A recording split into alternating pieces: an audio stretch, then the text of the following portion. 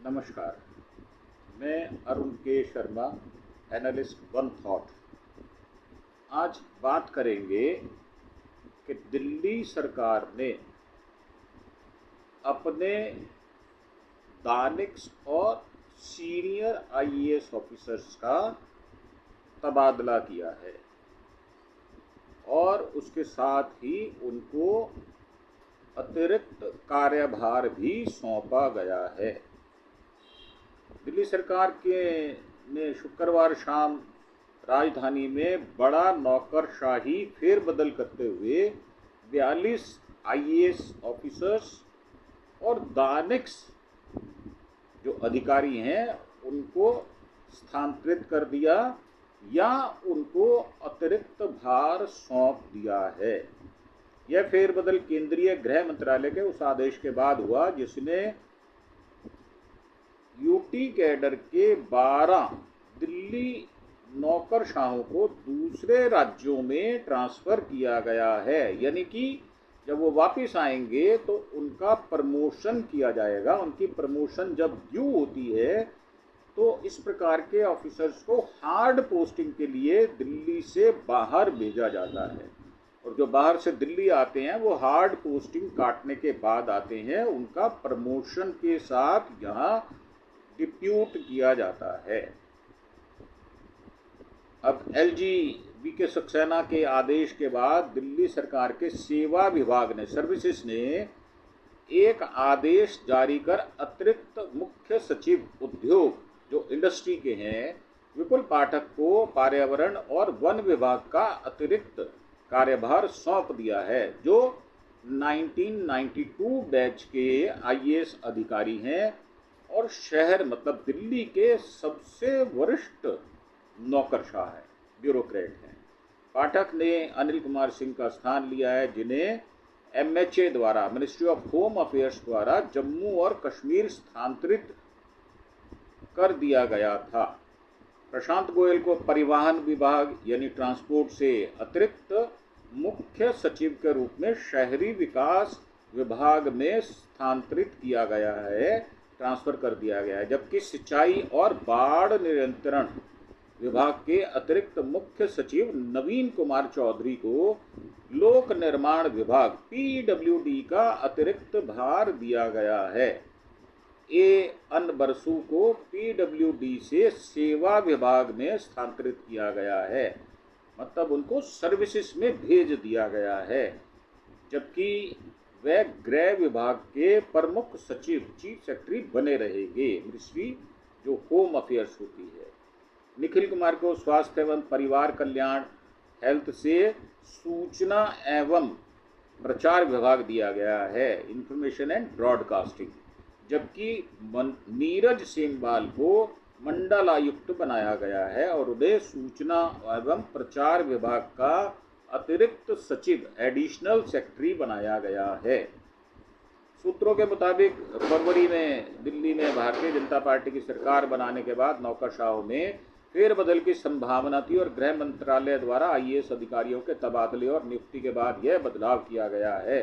जिन शीर्षस्थ नौकरशाहों का तबादला किया गया उनमें अतिरिक्त मुख्य सचिव वित्त जो फाइनेंस के हैं आशीष चंद्र वर्मा, अतिरिक्त मुख्य सचिव पर्यावरण और वन विभाग अनिल कुमार सिंह, प्रमुख सचिव सतर्कता विजिलेंस सुधीर कुमार और स्वास्थ्य सचिव एसभी दीपक कुमार शामिल हैं।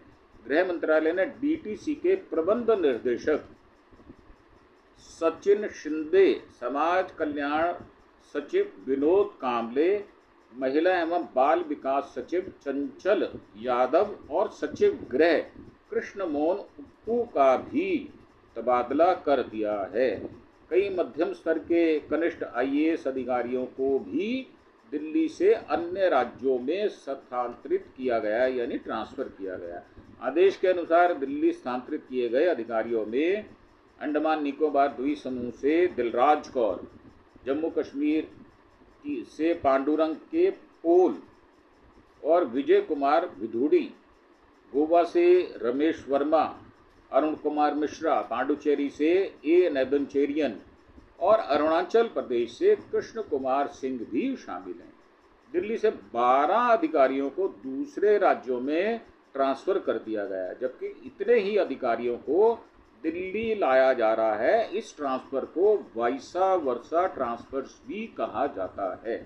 हालांकि दिल्ली स्थानांतरित किए गए अधिकारियों के नाम दिल्ली सरकार द्वारा नई जिम्मेदारी दिए गए 42 अधिकारियों की सूची में नहीं है। जब वो यहाँ ज्वाइन कर लेंगे और अंडर पोस्टिंग कहलाएंगे, तब उनकी नियुक्ति की जाएगी, जो नए सिरे से ट्रांसफ़र ऑर्डर्स निकाले जाएंगे। एक अधिकारी ने कहा है कि इसका मतलब यह है कि जल्द ही तबादलों और पोस्टिंग का एक और दौर शुरू होगा।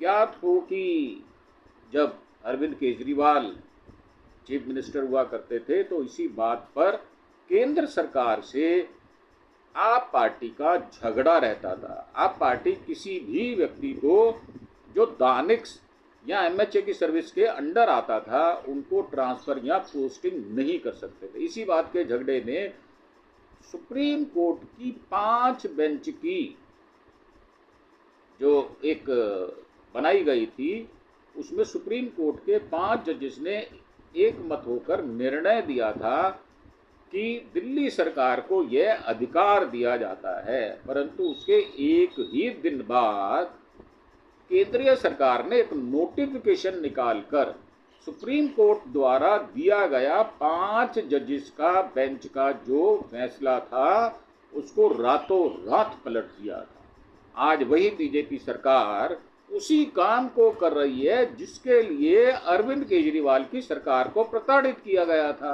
अब देखने वाली बात यह है कि तुम करो तो अपराध और हम करें तो काम। ये दोहरी नीति जो बीजेपी के पास है, यह विलक्षणता जो पार्टी विद डिफरेंस जो बीजेपी के पास है, ये किसी और, ना तो हमारे देश में और ना ही विश्व में किसी पार्टी के पास ऐसी कला कौशल है कि जो वो कहे वो करे नहीं, और जो करे उसका बखान ना करे, उसको एक्सेप्ट ना करे, और किन्हीं बातों का जवाब बीजेपी का शीर्षस्थ नेतृत्व नहीं देता। यही बीजेपी पार्टी है जो आज तक पिछले 1 वर्ष से लेकर जेपी नड्डा को एक कूड़े की बोरी की तरह ढो रहा है। अपना जो नेशनल प्रेसिडेंट है वो चुन नहीं पा रहा, और नड्डा को वोट ढोने का काम पार्टी करती है और दावा करती है कि विश्व की सबसे बड़ी पार्टी है।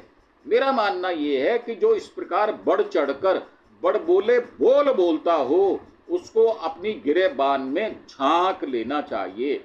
ये जो ट्रांसफर्स की गई हैं, ये साल में 1-2 बार होती हैं, और जो अप्रैल के बाद जो सेशन आता है, नया फाइनेंशियल ईयर आता है, उसमें ये स्वाभाविक तौर पर किया जाता है। परंतु यही काम जब आम आदमी पार्टी कर रही थी तो बीजेपी के पेट में मरोड़ उठता रहता था। और मेरा मानना ये है कि ये जो आप दूसरे को नहीं करने देते थे, और आज आप अपने चीफ मिनिस्टर को पूरे अधिकारों के साथ, आपने साज सज्जा के साथ उनको सजा के रख दिया है।